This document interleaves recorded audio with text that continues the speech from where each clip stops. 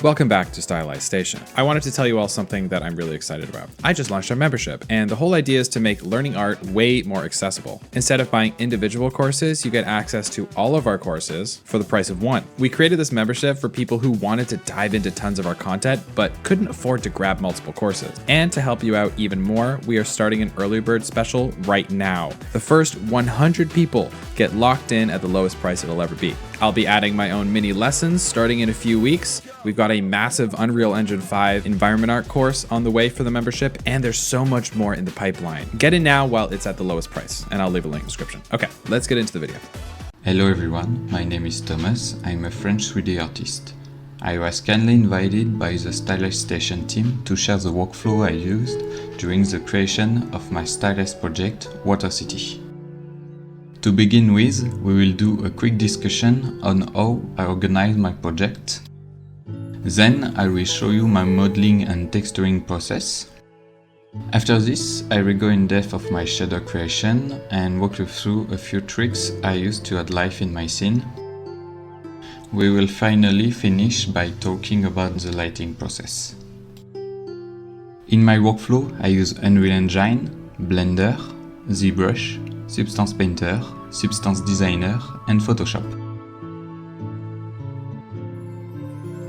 To me, the preparation phase is necessary as it will help me not losing too much time during the creation. As I've decided to base my work on the concept art medieval marketplace from Samantha Kung, I start by identifying the principal shader and texture I will need to do. So here I have a wall shader composed of 3 different textures, a landscape material, a water shader, an atlas composed of roof tile and stone, a wood trim sheet with color variation, and some vegetation. After that, I create a list of props that I arrange in 2 categories, one which will use the trim sheet and one that I will sculpt. The last element I need to prepare are my sprint. The sprint are a working phase which lasts between 1 and 3 weeks, during which I will concentrate my work on a specific element.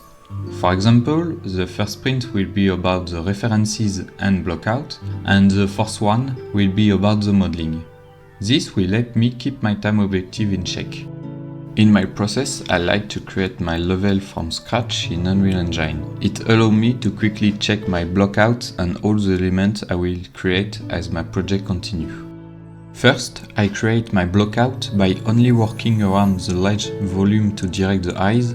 As you can see, the vanishing point is under the bridge. After this, I start by adding the first details like the doors or the windows. And finally, I add all the wood beam. First, on Blender, I will prepare my meshes to be able to use them on ZBrush. It's not necessary to spend too much time on this as the focus is only on the global shape.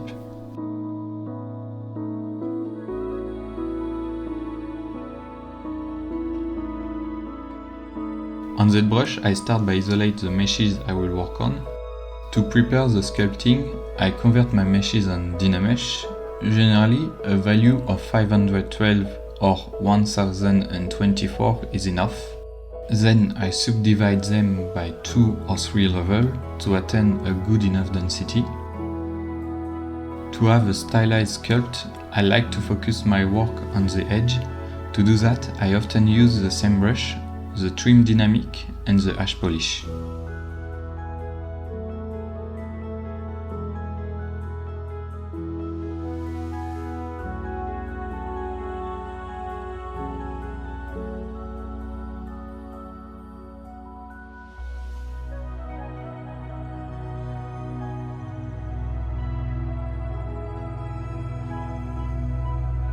After this, I use the airbrush pack to add details.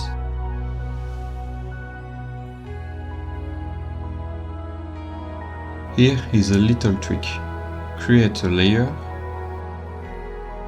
polish your meshes, and then put the value of the layer in the negative, as it will help sharpen your model. And there is an example of a finishing sculpt.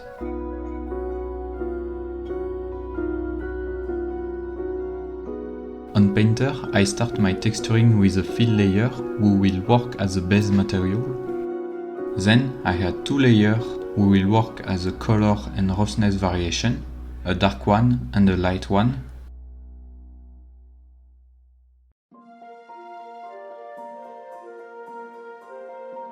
To blend them, I'm using a grunge map, one which has enough contrast, on which I add the blur slope filter. I love this filter as it gives the feel of end-pen texturing. Finally, I work around the edges with the help of the curve generator. For the final step, I work on the color value.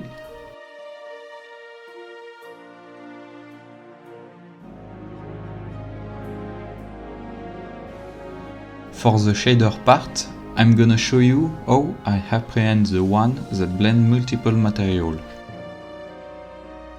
At first, I start by transforming the output in material attribute. Then, I create a first material by using the node Make Material Attribute, by connecting the map Create on Designer. So here we have an albedo map, a normal map, and a AO roughness metallic map. To be able to reference this part, I use the name reroute node, which is really convenient to organize your shader. I'm adding the element which will allow to easily rework the map in the instance.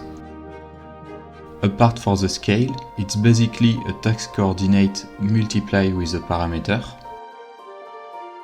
One about the colors with a constant 3, multiplied with a map. This will serve as a color correction. And a desaturation node with a 1 minus value. Like this, 0 will be desaturated, 1 is a normal saturation, and more than 1 is oversaturated. And 1 for the normal, with a flattened normal node.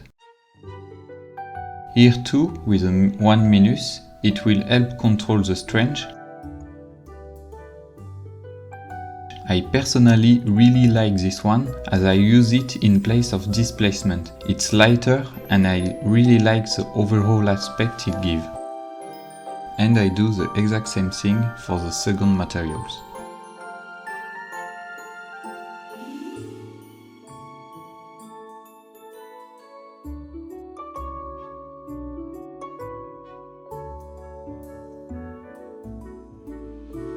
To blend them, I use the Blend Material Attribute node with the help of the reference I created previously. Then I work on the transition, for which I decided to have an auto alpha as I didn't want to use vertex painting for this project.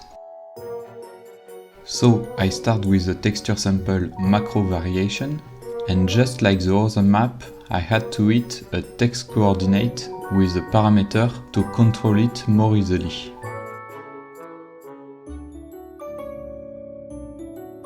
When I work with black and white map, I like to add the power and the chip contrast node. Together, they allow you to control the level of the map just like in Photoshop or Substance Painter. I'm doing the exact same thing on the 8 map.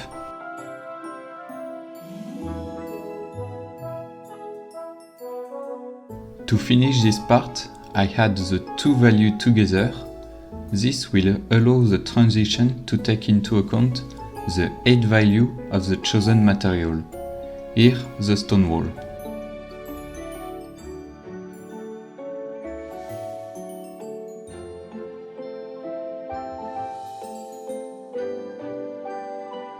To create a more realistic blend between two materials that are not in the same level, I use the normal from function node, who will simulate a normal blend. I connect the alpha I create just before in the UV1 and UV2 input. As for the UV3 input, I recreate the exact same alpha with a soft gap with the help of an append node.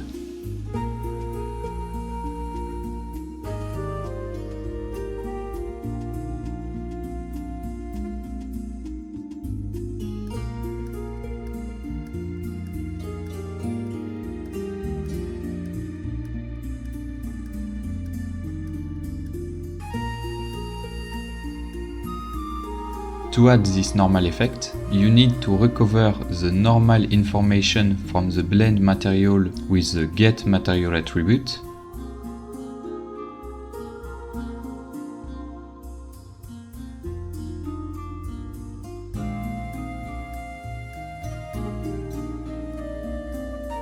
blend it with the effect you create previously,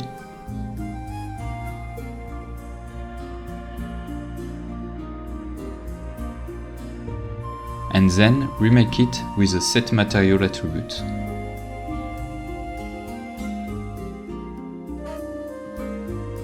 To finalize this shader, I add the runtime virtual texture. I won't talk about this part, as there are a lot of good tutorials online.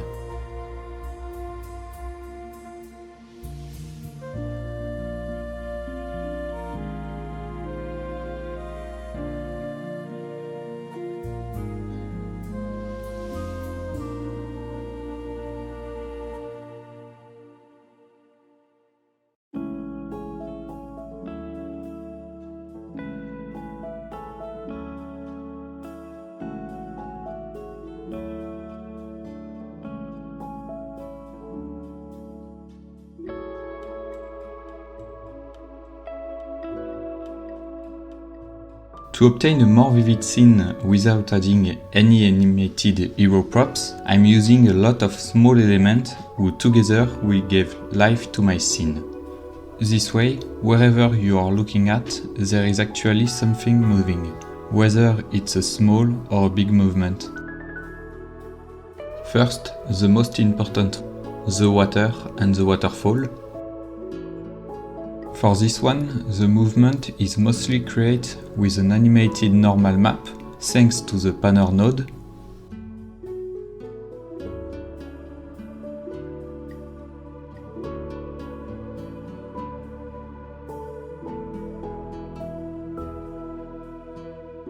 I'm also adding another map to simulate the shoreline. The second most important one are the cloud. Here I'm using the plugin Cartoon Sky Shader.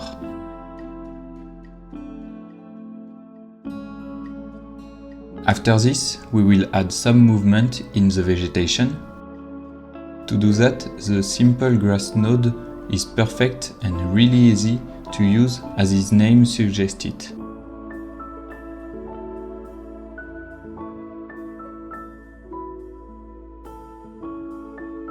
I'm also adding a light color effect in overlay to represent the wind line on the vegetation.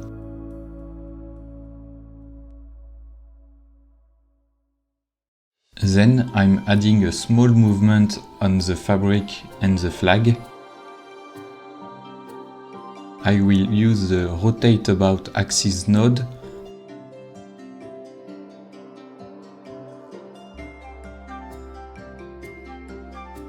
and create an alpha by working around the bounding box and scene node.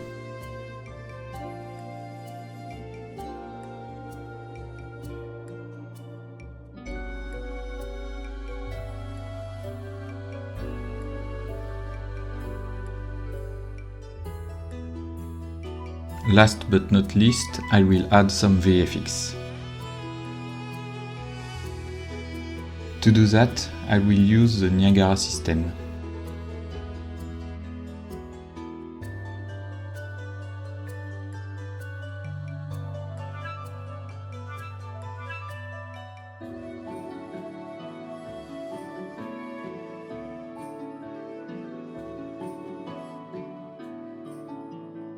For my lighting process, I tend to keep it simple as I'm not an expert and don't want to get lost in the process.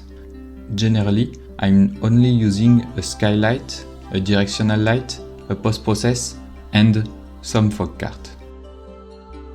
So at first I'm working around the directional light to put the focus on the important element. It's this light who will give the global feel of my scene.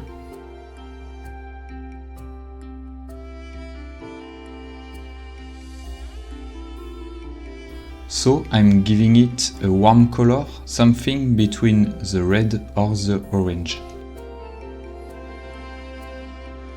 After this, I'm using the skylight to enhance and color my shadow. Here I'm giving it a blue color by using an HDRI map.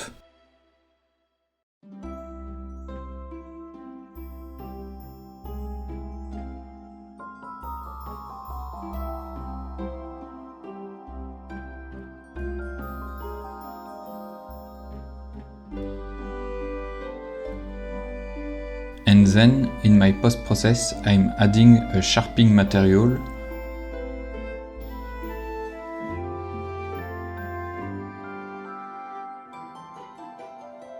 and I tweak the color grading.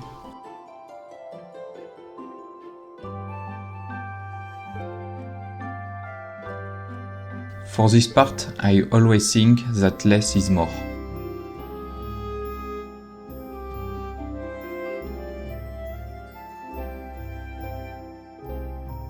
In this process, I'm also adding some fog cart to detach the foreground of the background.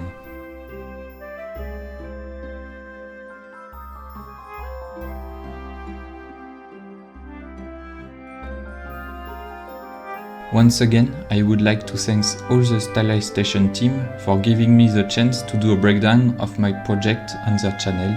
I hope this video was helpful to you, and if you have any question, please feel free to message me on ArtStation.